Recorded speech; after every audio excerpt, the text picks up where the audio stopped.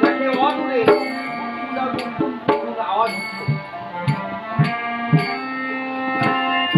আরে শব্দ শুনে ভাই হইল আগুন মুড়ি রেখে ফেলে ওই বালুর ভিতর। আরে ধরিয়া তুলিল পারে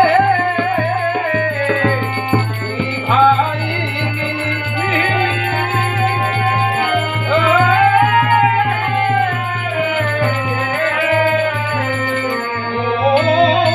বলে আমার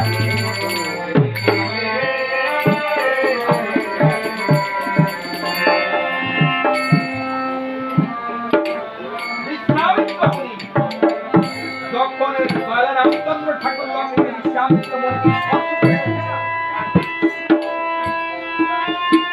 আরে বিশ্বামিত্র মনে মনে মনে চিন্তা করছে, এবার বুঝি আমার রাক্ষসী তারকায় ধরেছে।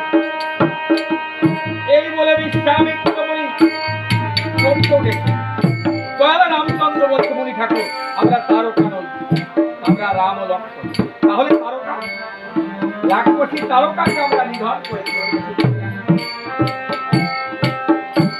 বিশ্বামিত্র মুনি তারকাকে দেখে একপদময় তারকার দিকে অগ্রসর হয়।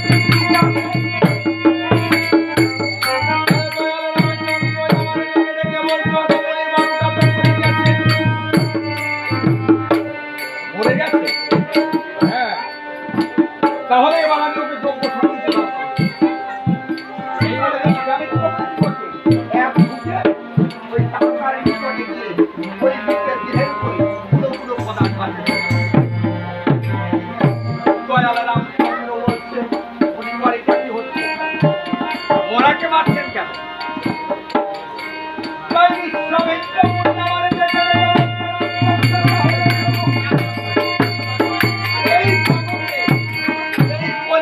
ব্রাহ্মণ হবে তারা তারা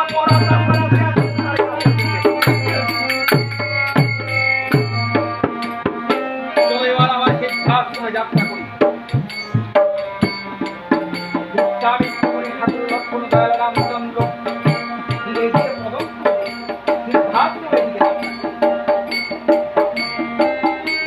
আর কিছু দূরে গিয়ে এক খণ্ড পাথর দেখতে পেয়ে দয়াল রামচন্দ্র বলছে, মুনি ঠাকুর এখানে কি করে? তাহলে সহস্র বৎসর পূর্বে এই কর্মবনে গৌতম নামে এক মুনি বাস করতেন। সেই মুনি মুনির নাম হলো অহল্যা। অহল্যা ৬০ সহস্র বৎসর ধরে অভিশাপে পাশান হয়ে পড়ে আছে।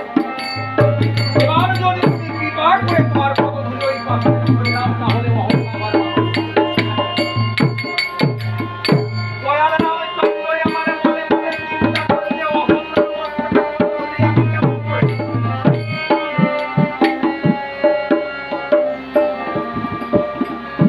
অহল্যা তো আমার মা, ব্রাহ্মণ সন্তান হয়ে আমি মায়ের মস্তকে পদধূলি করতে চাই।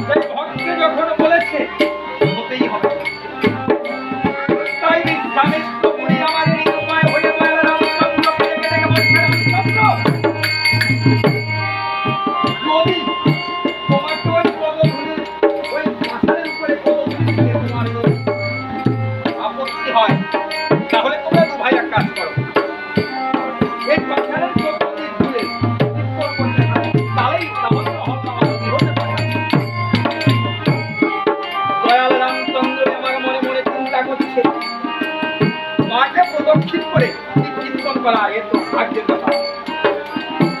তার ভাগ্য আছে যে আমাকে প্রদক্ষিণ করে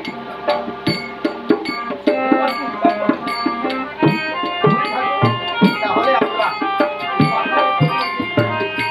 অর্থাৎ মাঠে